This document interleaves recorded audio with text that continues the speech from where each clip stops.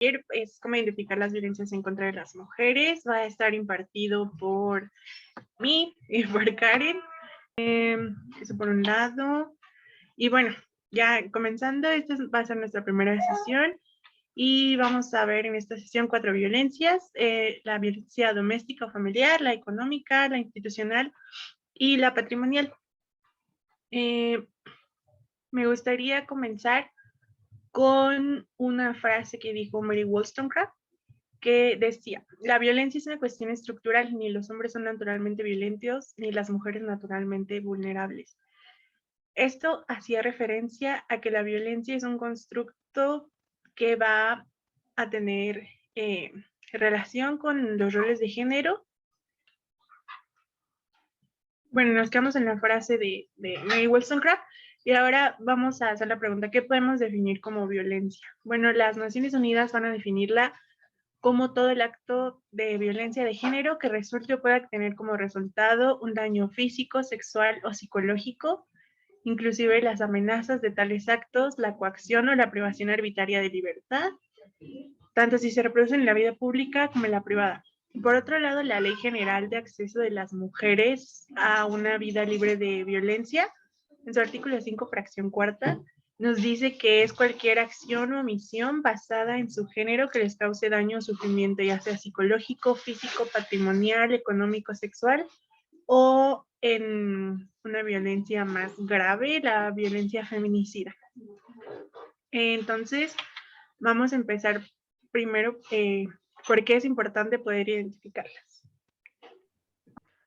Las razones por las que es importante es porque cuando no sabemos que algo está mal, dejamos que eso siga ocurriendo.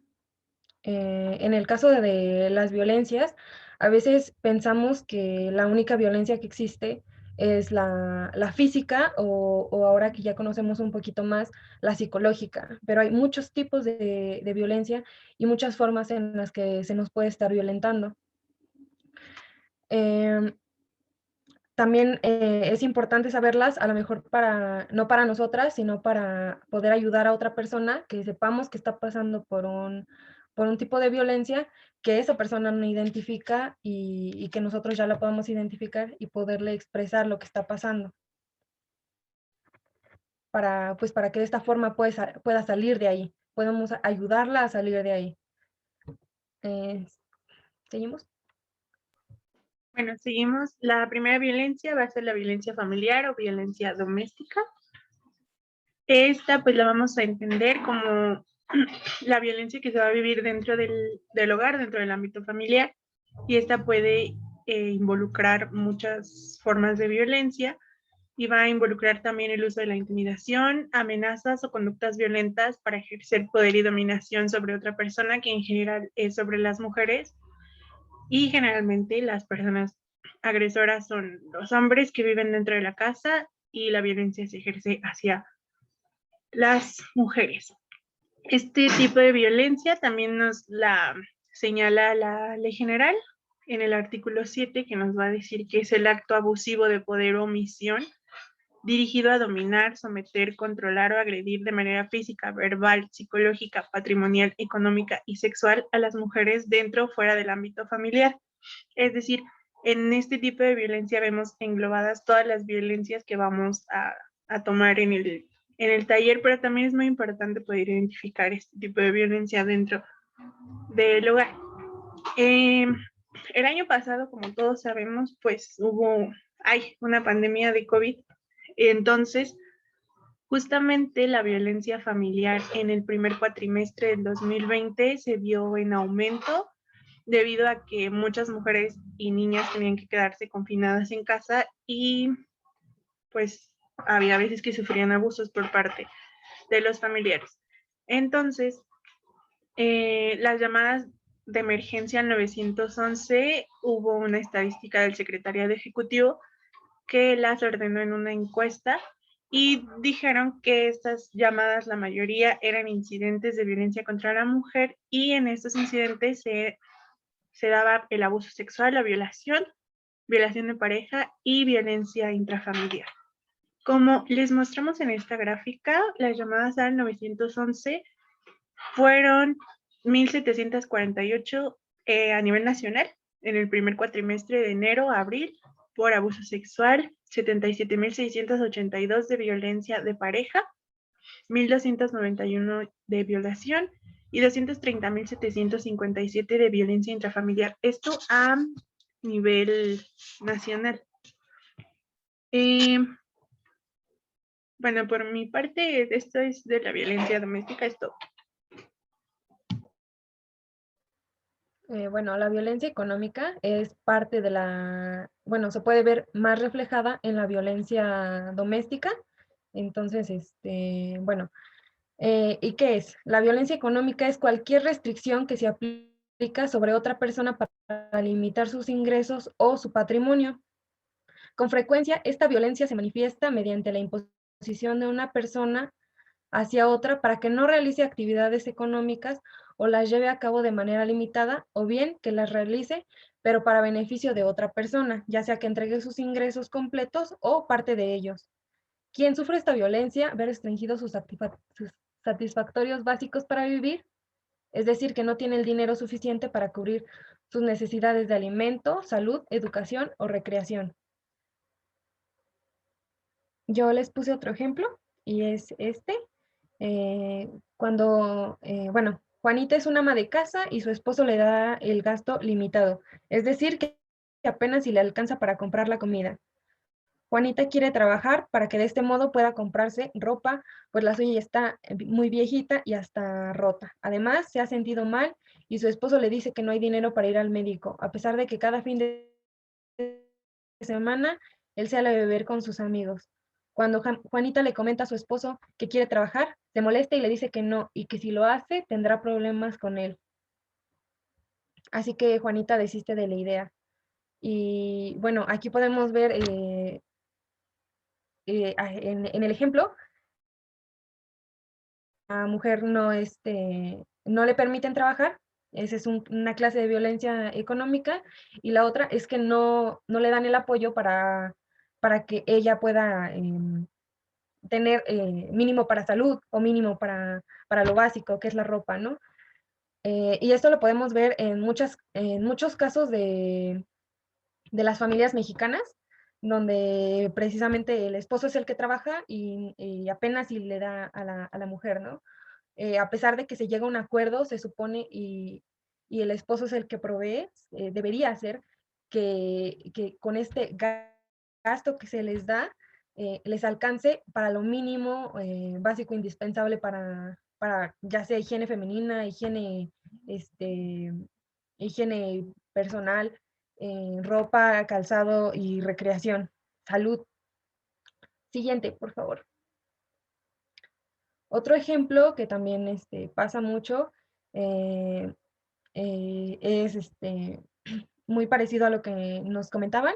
eh, Jessica es una mujer emprendedora y puso su negocio de comida en el que le va muy bien. Jessica está casada con Pedro, quien hace poco perdió su empleo por la pandemia. Pedro, al ver que le va muy bien a Jessica, le dijo que no estaba bien que ella administrara el dinero, pues él es la cabeza del hogar, así que de ahora en adelante ella le daría el dinero a Pedro y él compraría todos los ingredientes para comida y él guardaría el resto para lo que creyera pertinente. Ella quiere tomar un curso de repostería y al pedirle el dinero a Pedro para inscribirse, él se niega, pues dice que es un gasto inútil. Como les comentaba, también el dinero le debería de alcanzar a la mujer también por si se quiere continuar con algún tipo de estudio por, o por si, o simplemente siendo su dinero, debería de poder hacer esta persona lo que quiera con él. Seguimos. Bueno, un ejemplo más de violencia económica es cuando las mujeres incluso ya no están con esa persona como pareja y, y ellos hacen este tipo de comentarios, ¿no? Nos podemos encontrar muchos comentarios así en Facebook, donde dice, mujer, si tu expareja te da 200 o 300 y te sientes inconforme y dices que es una baba, que se las meta por el tit, Acuérdate que se llama pensión alimenticia, así que con 300 del papá y 300 de la mamá son 600. Y créeme que con eso sí come un niño. La responsabilidad no solo es del padre, sino también de la madre. No esperes que solo el papá saque adelante a tu hijo económicamente. La parte es de los dos, así que no seas huevona y ponte a trabajar para que aportes tu parte y no estés esperanzada a que el papá te lo mantenga al 100%. Yo creo que muchas hemos visto estos ejemplos en la vida cotidiana, en ejemplos de Facebook, en muchos lugares. Y es otro tipo de violencia económica, pues en ocasiones ni siquiera les dan los 300 pesos que dice aquí, ¿no? Y la mujer tiene que cargar con toda la responsabilidad que se supone debería de ser de dos, o a veces, como en este caso, ¿no? 300 pesos, pues sabemos que no alcanza para mantener un niño. Y la mujer se tiene que dividir en 20 para poder cuidar al niño, estar al pendiente de la escuela, trabajo y todo, y aparte tener que dar prácticamente todo su sueldo porque pues no alcanza, ¿no? Encontré unos datos de que en México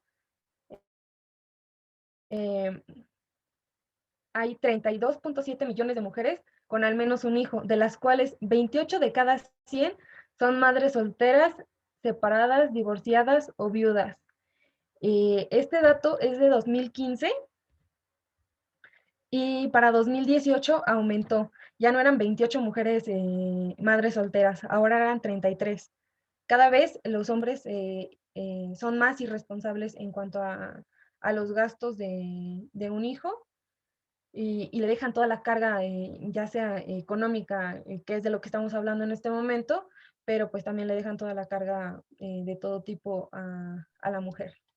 Es que hay en ciertas violencias donde se puede hacer algo legalmente y hay en otras en las que no se puede. En el caso de la violencia económica, pues es un poco difícil porque tal que te diga, si te violentan económicamente, puedes hacer esto, ¿no? Pero, por ejemplo, en el último ejemplo que pusimos sobre las pensiones alimenticias, sí se puede hacer algo y las mujeres deben de saberlo. Muchas veces dicen, los hombres les dicen que si intentan hacerlo por vía legal, la pensión alimenticia, ellos se van a salir de trabajar. Es importante que sepamos que un hombre no puede salirse nada más de trabajar para no darle a sus hijos, ¿no? Y si lo hace, está cometiendo un delito. Sí, Entonces, este tipo de violencias para que podamos hacer algo. Yo las invito a que si ustedes se encuentran en esa situación donde existe este tipo de violencia, eh, teniendo un hijo, dos, o acudan a un tribunal a pedir una pensión alimenticia, porque es la mejor forma en la que pueden garantizar que ustedes van a dejar de ser violentadas de esta manera e incluso los hijos, porque también es una violencia hacia los hijos, ya que es un derecho de ellos. Y igual, si ustedes conocen a alguien que está pasando por esta situación, las invito a que le hagan saber esto, que número uno, esa persona no se va a salir de trabajar y si lo hace está cometiendo un delito. Y número dos, que pues es lo que más les conviene. Y bueno, continuemos. Este, bueno, la tercera violencia es violencia institucional. Esta va a hacer referencia a los actos o omisiones de las y los servidores públicos en cualquier orden de gobierno que discriminen o tengan como fin dilatar, obstaculizar o impedir el goce y ejercicio de los derechos humanos de las mujeres en la vida política. Por otro lado, también la Ley General de las Mujeres a una vida libre de violencia nos menciona que son justamente estos actos que va a realizar cualquier persona. Puede ser un servidor público hombre o una servidora pública mujer. También pueden ejercer violencia contra las mujeres y estos casos pues son cuando en la vida política, más que nada, que ejercen este tipo de violencia. Uno de los ejemplos más representativos de estas son Es el llamado techo de cristal, no sé si alguien lo conoce, pero es un término que se ocupa para intentar definir como una barrera invisible que tienen las mujeres para el acceso a la vida política. Por ejemplo, tan solo en este año, en las elecciones de junio, este mapa va a mostrar las gubernaturas ganadas por mujeres, nada más son 6 estados, 2, 4, sí, 6 estados. Los que están en naranjita son gubernaturas ganadas por hombres y los que están como en verdecito son gubernaturas donde no participaron mujeres en las elecciones de 2021. Y esto lo podemos ver muy reflejado en que también influyen estos roles de género y cómo se supone que deberíamos esperar que sea una mujer y cómo se supone que deberíamos esperar que sea un hombre. En cuanto a las mujeres, pues siempre se espera que no tengan puestos altos porque no tienen la capacidad intelectual necesaria para este tipo de puestos, por estos roles de que la mujer tiene que ser como, pues, atender la casa, vaya los hijos, estar en la cocina, y este tipo de roles van a reforzar que las mujeres que no puedan acceder justamente a una vida en la política. Guadalupe, dime. Dentro de la violencia institucional. Y bueno, esto de los techos de cristal, yo lo quise poner aquí, este pequeño mapa, para que nos demos cuenta que de 32 estados, solamente 6 hubo un acceso a pues a una candidatura y a una gobernatura que fue ganada por mujeres, mientras que la gran mayoría de los estados fueron ganados por hombres, porque la parte verdecita pues es donde no participaron mujeres y por obvias razones no tienen una gobernatura. Y pues yo termino con esto en violencia institucional.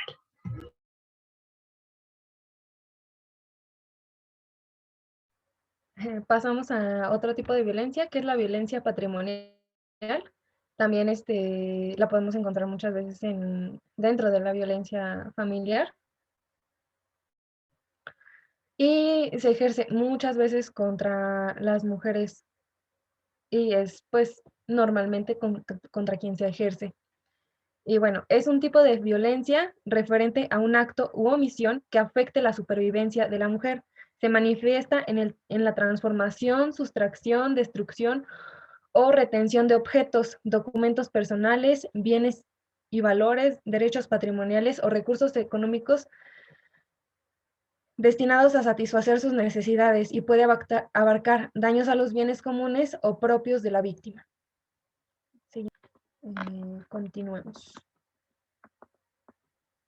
Yo les puse aquí un ejemplo que dice, Marta es una persona de la tercera edad, vive en su casa con su hijo de 30 años, que no trabaja y no aporta nada al hogar, pero le gusta mucho ir a fiestas y conciertos para poder pagar sus gustos. Vende las joyas de su mamá por internet o sus electrodomésticos. Cuando llega ebrio, rompe las cosas de su mamá, pero al día siguiente se disculpa. Es otra clase de violencia patrimonial, ¿no? Romper, vender las cosas de otra persona y en la mayoría de los casos de mujeres eh, y causarle un daño, ¿no? Vemos, como nos comentaban hace rato también, cuando las sacan de sus casas, sacan a las viejitas o incluso también a los hombres mayores de la tercera edad y les quitan su patrimonio. Por donde lo quieran ver, es un delito y también si lo llegamos a ver, pues hay que denunciarlo. En el caso también de la otra chica que nos decía que le rompió su maquillaje y objetos personales es violencia, cuando se pelean y le quitan el celular a su pareja y lo avientan y lo rompen, también es violencia patrimonial. Y, y es importante verlo porque muchas veces yo he escuchado a mujeres que dicen, bueno, le rompió el celular, pero no le pega. Bueno, le gritó, pero no le pega. Le rompió sus cosas, pero X, luego se las vuelve a comprar. O sea, esto es violencia y no debemos dejarla pasar.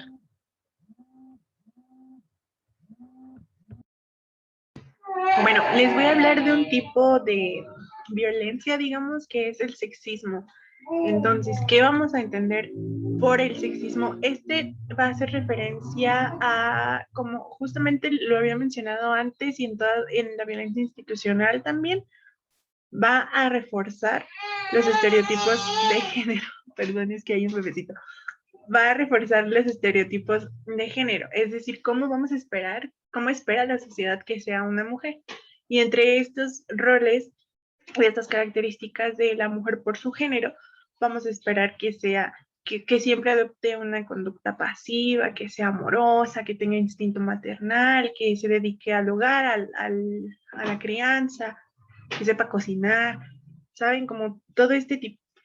Entonces, esto va a reforzar y va a promover aún más los roles de género.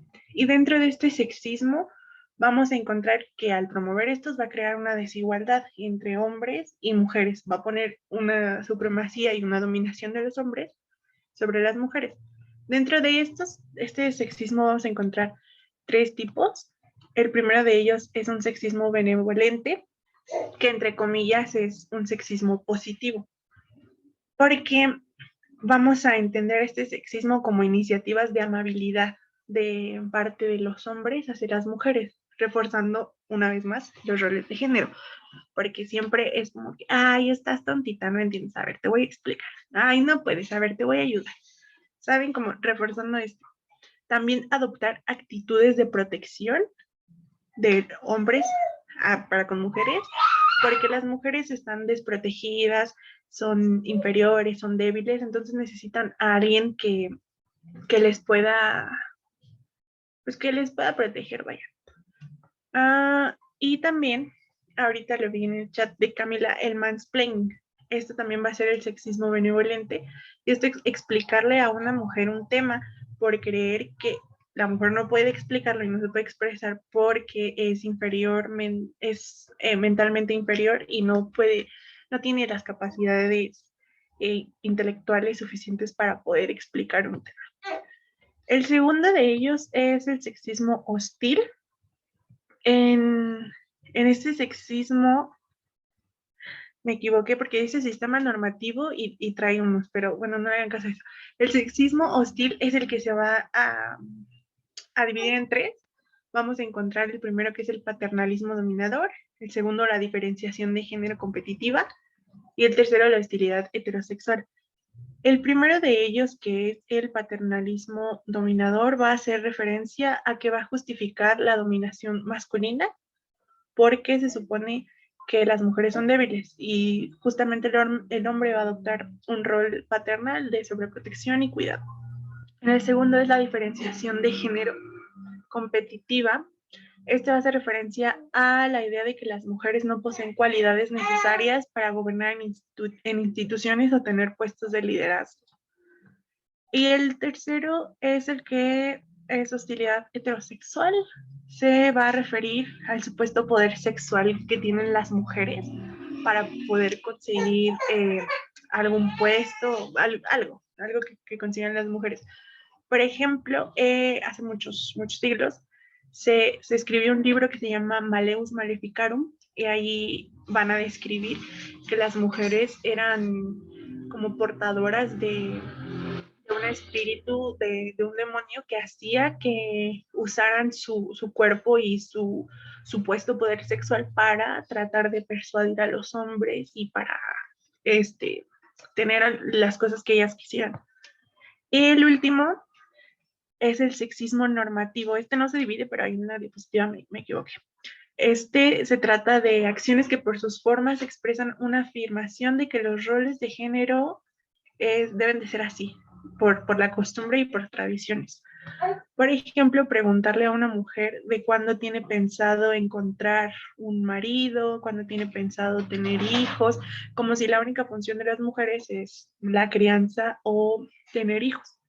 Entonces, todos estos casos de sexismo se van a ver apoyados frecuentemente y en su mayoría por la estereotipación de los roles de género y también por el sexo, ¿no? Entonces, atendiendo la respuesta es, pues que sí. Justamente hay unos premios Garrote que premian a las mejores y las peores sentencias en cuanto a la evolución de la paridad de género. Y justo en la sentencia que explicaba Paola, hay un caso similar, pero bueno, se les cuenta rápido. Es una mujer que pidió una pensión alimenticia a una persona con la que estaba saliendo, pero estaban saliendo en una relación extramarital. Entonces, pues el hombre se negó a darle esta pensión y lo que hizo la chica pues fue obviamente demandar una pensión alimenticia y eh, antes de demandar esta pensión, la chica le había dicho a la esposa del padre de su hijo que pues estaba saliendo con ella y que habían tenido un hijo. Entonces, la mujer, en vez de decirle al padre como, oye, pues hazte cargo de tu hijo, así, pues demandó a la chica por daño moral y entonces el juez dijo en la sentencia que la chica no debería de recibir una pensión alimenticia y que tenía que pagar una reparación del daño en cuanto a daño moral por haber roto la armonía familiar. Pero bueno, esta sentencia que les quiero contar fue muy sonada, fue en el año de 2015, creo.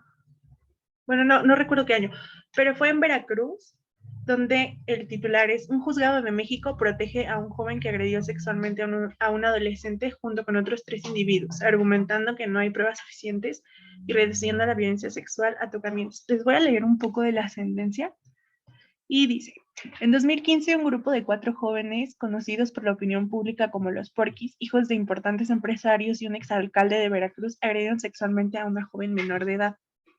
El día que sucedieron los hechos, uno de los jóvenes forzó al adolescente a subirse en la parte trasera de un coche. Ahí le quitaron su teléfono móvil y le agredieron sexualmente, realizándole tocamientos conjuntos e introduciendo la mano por debajo de su ropa interior. La llevaron a una casa donde, según explicó la joven, uno de ellos la violó. Posteriormente, la familia de la menor denunció lo sucedido. Uno de los acusados huyó a España, donde fue capturado por las autoridades de este país, que lo extraditaron a México para ser juzgado. Ya en México, el acusado solicitó la revisión de su caso a través de un amparo, el cual resolvió el juzgado tercero de distrito del estado de Veracruz. En la decisión, a pesar de las pruebas presentadas, tales como testimonios de la víctima, las declaraciones y el informe psicológico que prueba la afectación emocional y psíquica del adolescente tras la agresión sexual, el juzgado ordena la liberación del acusado por pederastia. Para el juez no hay pruebas suficientes. Además, afirma que la violencia sexual que sufrió la joven son solo tocamientos realizados sin la intención de llegar a la cópula vaginal, anal u oral o para satisfacer el deseo sexual.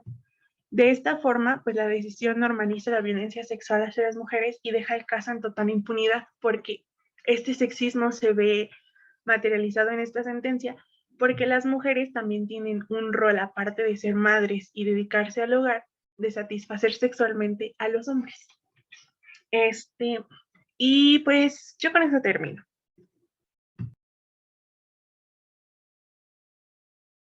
Bueno, ahora vamos a hablarles de la importancia de la perspectiva de género. La perspectiva de género es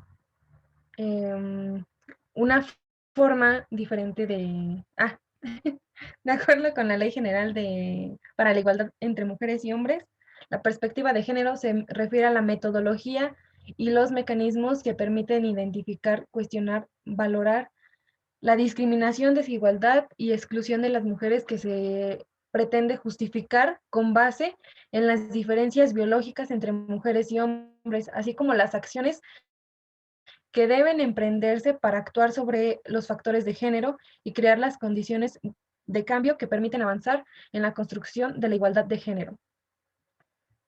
Bueno, hace algún tiempo México fue juzgado por la Corte Interamericana de Derechos Humanos y le sentenció a México a que tenía que juzgar a fuerza con perspectiva de género y que todos sus jueces tenían que juzgar con perspectiva de género. Esto es, que no solo deben de ver el caso y ya, sino que deben de ver el entorno sobre las violencias que sufren las mujeres y no basarse en estas diferencias biológicas que hay entre mujeres y hombres para emitir un juicio. Bueno, yo les quería hacer una pregunta a todos. ¿Se acuerdan de este caso de Fátima, quien era una niña que desapareció? Era una niña de 7 años que desapareció afuera de su escuela. No sé si recuerden, bueno, simplemente en la nota que encontré, ¿no? Esta nota es de BBC Noticias y la nota pues principal es: una mujer se la llevó. Em, Aquí podemos ver muchas clases de violencia. Pues primero la obvia, la violencia feminicida hacia esta niña. eh, pero no sé si recuerdan ustedes que en las noticias, en Facebook, en los videos de YouTube, todos atacaban, número uno, a la mamá, que por qué no fue por ella, que dónde estaba la mamá. Este, a la segunda persona que más atacaron, y yo lo recuerdo muy bien, era a la persona que se llevó a la niña, ¿no? Y todos decían que ella era más culpable todavía que el tipo que la había violado y la había matado. Y y bueno, quería preguntarles a ustedes qué opinan de este caso y de cómo, de la culpa que tuvieron tanto el hombre que se la llevó, porque bueno, en el caso era un hombre y una mujer quien se llevó a esta niña y quien cometieron estos delitos. Una cosa que quería aclarar aquí es que a la niña se le empezó a buscar hasta 72 horas después. La justicia no fue inmediata. No, las autoridades cuando la mamá fue a denunciar no le hicieron caso, siendo que en estos casos donde hay una alerta Amber debe ser rapidísimo, no se debe de esperar ni un minuto más, pues está comprobado que entre más espere, menos probabilidades hay de encontrar a la persona y menos hay de encontrarla con vida.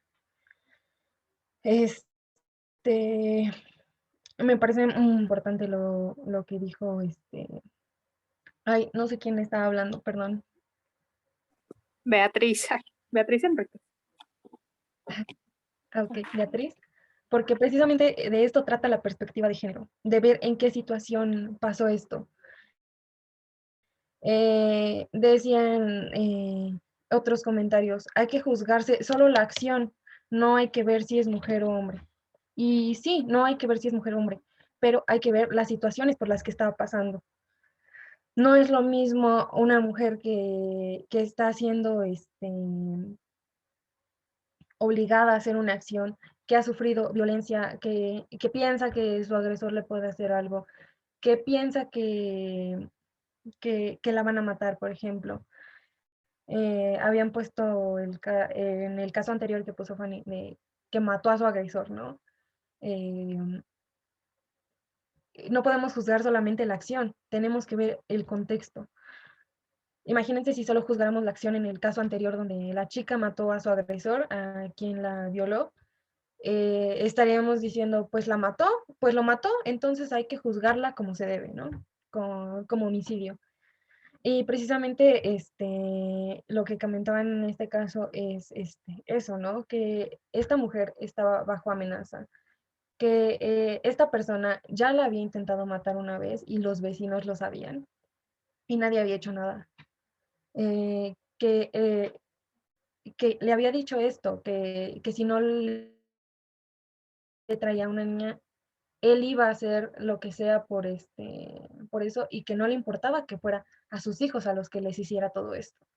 Entonces, aparte de que era una mujer de bajos recursos, también hay que ver todo el entorno. Si es una mujer de bajos recursos, seguramente no va a saber a qué autoridad recurrir, a, a quién pedirle ayuda, o si de verdad le van a hacer algo, o si de verdad le van a hacer caso. Muchas personas, hay mujeres a las que les dicen, no te va a hacer caso la justicia porque eres mujer, ¿no? O no te va a hacer caso porque no tienes dinero. Y ya sabes que en México todo funciona con dinero. No te va a hacer caso por X razón. Y cuando están la mayoría de estas mujeres no tienen suficiente preparación académica, ¿no? Muchas mujeres que viven este tipo de violencias han estado, tienen la primaria, la secundaria, o quienes han estado bajo un estado de violencia en la pareja, llegan a un estado donde su autoestima, pues toda su mente está bajo tanto estrés que no piensan en nada, en qué hacer. Entonces, por eso es importante la perspectiva de género, ver el fondo del asunto y no solo ver la acción. Si vemos solo la acción, vamos a cometer injusticias. Y en este caso lo que pasó, se está juzgando a los dos igual, como si los dos hubieran hecho las mismas cosas, como si los dos hubieran tenido toda la culpa. Y nadie está defendiendo a la mujer que, que pues al parecer fue obligada a hacer esto. Y, y bueno, ¿no? ¿Qué no harían ustedes por un ser querido, no? ¿Qué no harían muchas personas por un ser querido? Alguien por sus hijos. Entonces también hay que ver ese panorama que, que no solo podemos juzgar a una mujer por, por, un, por, por la acción que hizo. Justamente el caso que comentaba Karen todavía no lo habíamos pasado, amiga, pero mira, aquí está. Bueno, otro caso de los que le queremos contar acerca de este sexismo que se vive dentro del sistema de impartición de justicia es el caso de Yakiri Rubio. No sé si a alguien le suene, lo conocía, lo vio en 10, me parece. Les voy a leer primero el titular. Dice, Yakiri, exceso en la legítima defensa o discriminación y la injusticia machista. El Ministerio Público realizó una construcción histórica de los hechos sustentada en una visión parcial y patriarcal. Fue la única, bueno, la primera nota que vi que, como mencionaban, no tiene amarillismo dentro, ¿no? Porque en otras notas decía, Yakiri Rubio mata a su presunto agresor. Eh, Yakiri Rubio acusada de homicidio. Yakiri Rubio mata a la persona. Y así. Bueno, entonces, este caso, si no lo conocían, se los comparto. Es una chica de nombre Yakiri Rubio que que vive en Ciudad de México y había recibido acoso por parte de dos de sus vecinos. Estos dos sujetos un día van en una moto y la secuestran. Secuestran a la chica, la llevan a un hotel donde la violan en repetidas ocasiones entre los dos y uno de ellos decide salir del hotel y se queda la otra persona. Esta persona estaba amenazando a Yakiri con un cuchillo, una navaja, para que pues dejara que se agrediera y dejara violarse. Entonces Yakiri bueno, se quería defender obviamente, porque es lo que se espera de alguien, seas mujer o hombre, que te defiendas de una agresión. Entonces tomó el cuchillo y trató como de desviarlo, pero cuando lo desvió le dio en el cuello, lo que provocó pues que muriera. Entonces, la chica pues sale del hotel y va a una agencia del Ministerio Público que quedaba cerca de ahí y pues había denunciado lo que le había pasado, que la habían secuestrado, que la habían violado, que la habían amenazado con un arma. Entonces, el hermano del hombre muerto acude a la misma agencia del Ministerio Público y pues argumenta que esta chica había matado a su hermano y tal. Creo que el hecho de que entre mujeres nos ataquemos es muy, muy grave, pero pues todo esto tiene un fondo y es porque vivimos en un sistema patriarcal donde se nos ha enseñado desde chiquitas y desde chiquitas te dicen, el peor enemigo de la mujer es otra mujer. Y entonces crecemos con esa idea, ¿no? Y cada vez se nos va inculcando más eso y se nos va diciendo, cuidado con la mujer, ¿no? Cuidado porque de seguro anda regando un chisme tuyo. Y entonces sí decimos, ay, no, es que entre mujeres, nos atacamos, ¿no? No hay peor enemigo, pero pues hasta ahorita yo nunca me han atacado sexualmente, por ejemplo, una mujer, pero muchos hombres sí. Em, Creo que por esa parte tenemos que empezar desde nosotros mismos, nosotras mismas, a deconstruir esas conductas. Yo con trabajo te cuesta, ¿no? Ya no criticar a una persona, ya no criticar su físico, ya no decir, ¿por qué viene vestida así? Y con las personas que están a tu alrededor, hacerles ver esto, oye, ¿por qué criticas esta situación, no? ¿Por qué criticas que le pasó esto por vestirse así? Entonces debemos empezar desde nosotros principalmente, a dejar de decir esto, ¿no? Que las mujeres son quienes nos agreden más, porque realmente de actuar, de decir, no, ¿sabes qué? Si nos empiezan a decir, por ejemplo, ay, no, es que ¿sabes qué? Que fulano, ¿no? Decir, discúlpame, pero a mí no me gusta hacer esto, ¿no? Dejar de darle difusión, de darle importancia a esas críticas o decirle, a mí no me parece, pues, lo que estás diciendo, ¿no? Yo no creo que por esta situación una mujer lo merezca. Y desde ahí, estamos dejando nuestro granito de arena para que estas situaciones dejen de ocurrir. Eh, Bueno, pues, después de todo esto, yo solo quiero hacer un pequeño paréntesis y es que preguntaba a la compañera, pero es que es una cuestión de cultura, una cuestión de educación, una cuestión de qué. Y leyendo los comentarios, creo que podemos coincidir, la mayoría de las que estamos aquí, de los que estamos aquí, que es una cuestión estructurada y una conducta aprendida realmente, porque desde que estamos así chiquititas, se nos enseña en los medios de televisión, sé la más bonita, sé la más que tu compañera, si ella es mejor, tú aspira a más.